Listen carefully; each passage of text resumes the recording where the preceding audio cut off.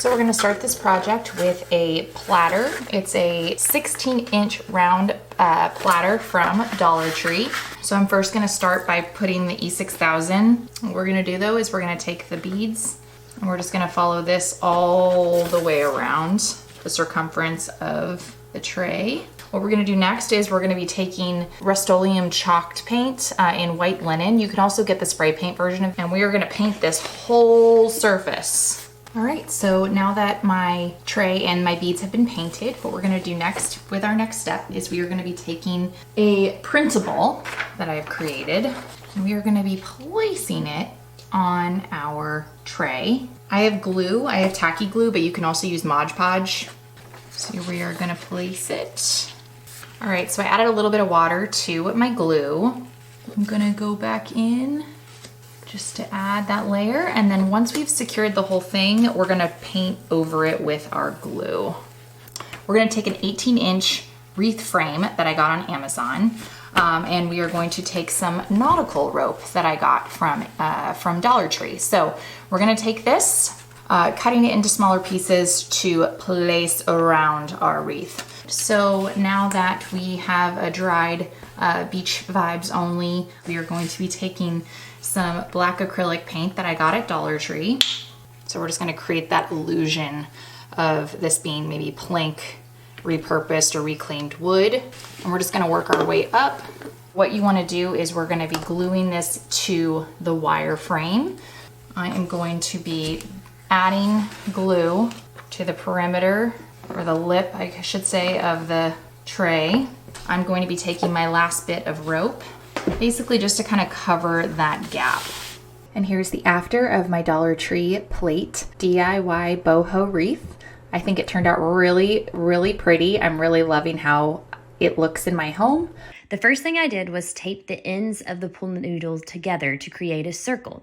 I used some regular old packing tape for this and it held together very well. The next step is to take your hot glue gun and apply a small dollop on the pool noodle, specifically where you want to start wrapping your jute rope around at.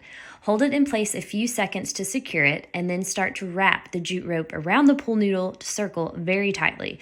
I kept this going until I reached the end of the jute rope and then again applied a small amount of hot glue and held it there until it was securely attached to the pool noodle.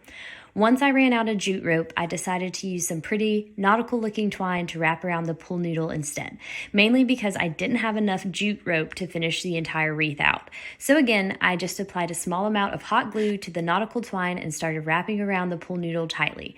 I continued this same process 2 more times, one more with the jute rope and one more with the nautical twine. To make the transitions of the jute rope and nautical twine appear more seamlessly, I added in some ivory lace on top. This also made it look more like a buoy, which is absolutely perfect for the nautical theme we have going on here. And that's it. Everything you need to make this easy and affordable do-it-yourself nautical wreath. I have some clear plastic Christmas ornaments that I stuck on some wooden skewers and popped into an old piece of styrofoam so I can spray paint them and get all the sides at once. It's a little trick. I'm using some Krylon sea glass spray paint for this project. I'm going to start by giving them a light coat. And I have some nautical netting, you know, this stuff, the little holes in it. And what I'm going to do, I'm going to kind of do like a double layer of it. And I'm going to put it around the ornaments. So I'm wrapping it around and then I'm just using a little hot glue to secure it at the top. I'm going to cut off the excess after and we're going to cover the top up, so I'm not really worried about the glue showing. More worried about burning my fingers right now. I'm just gonna let the glue set and then I'm gonna trim off the tops. And then you can just play around and move the netting around.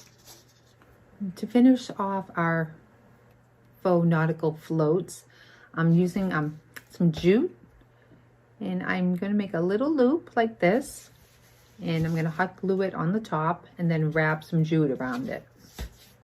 Then I'm going to just glue the end and kind of hide it underneath. Just need a little bit to hold that in place. All right, let me do the rest of them. This is how it looks. The glue is all dry. Look at them. They look like real glass, don't they? I love this project. They're so cute. First, let's head off to the dollar store to pick up some bowls for the base. Mix the concrete according to the instructions. One thing I forgot to do was spray the inside of the large bowl and the outside of the small bowl with cooking spray to make them easier to remove. Once your bowls are sprayed, place the concrete in the base just until the rim of the small bowl will be level with the rim of the large bowl. Then fill the concrete in around the edges. Tap the outside of the large bowl with a hammer to get all the air bubbles out. Leave to dry for at least 24 hours. Once dry, remove the small bowl from the inside of the large bowl planter. Then remove the outside bowl. This would have been much easier if we had sprayed the bowls with non-stick cooking spray. In the meantime, mix up the fast concrete repair for the small molds. Then spray the small molds with cooking spray or jigaloo. Wait for the spray to dry and then fill with concrete and set aside. Now let's get to painting. It's a good idea to find inspiration for your fish and starfish. I found this pretty blue fish with pink and white details. I base coated the fish with Faux art metallic blue sapphire. Then I lightly painted a watered down metallic magenta pink onto the areas that showed as pink highlights in my inspiration fish. For the starfish, I also found an inspiration blue starfish and base coated it with Faux art metallic blue sapphire and set aside to dry. Then I watered down some silver metallic paint and fully covered the blue paint. When it comes to painting the base, you should follow the instructions for concrete curing. Mix up white and tan paint to cover the top edge of the bowl and the full outside. Now it's time to attach the fish and starfish to the bases. Now comes the fun part, styling the bases. First, fill the interior of the base with sand. Then push a hurricane candle holder into the sand and then put a candle inside. Place some shells around the candle for added support. Then place a few pretty shells in the sand. Lastly, set up on a table with shells and other coastal decor. Look how pretty it turned out. I can't wait to show you how beautiful it is in the evening. Wouldn't this make a lovely tablescape to share with friends and family? I hope you'll give this project a try. Thanks for watching.